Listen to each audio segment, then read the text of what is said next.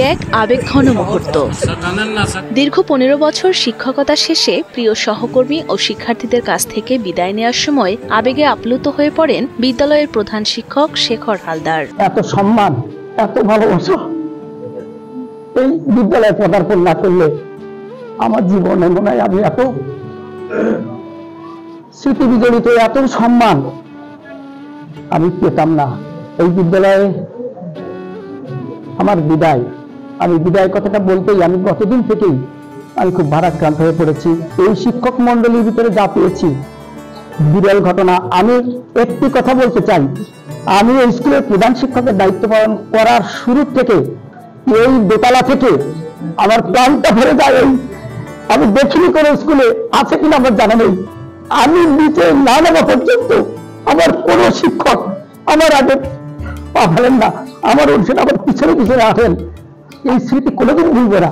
সহকর্মী ও শিক্ষার্থীদের ভালোবাসায় সিক্ত হয়ে দীর্ঘ 15 বছর পর অবসর জীবনে ফিরলেন মোংলার গোনা ময়দারা শিলাবনিয়া জিএমএস মাধ্যমিক বিদ্যালয়ের প্রধান শিক্ষক শেখর হালদার। তাকে বিদায় জানাতে বিদ্যালয় কক্ষ রঙিন ফুল আর বেলুন দিয়ে সুসজ্জিত করে সাজিয়ে আয়োজন করা হয় বিদায় সংবর্ধনা অনুষ্ঠানের। বিদায়ের দিনটি স্মরণীয় করে রাখতে ফুলের শুভেচ্ছা সহ বিভিন্ন উপহার সামগ্রী তুলে দেওয়া হয় সবার প্রিয় প্রধান শিক্ষকের হাতে। আজ আমার খুব কষ্টের দিন যে আমার প্রাণপ্রিয় স্যার আমাকে ছেড়ে আজকে চলে যাবে।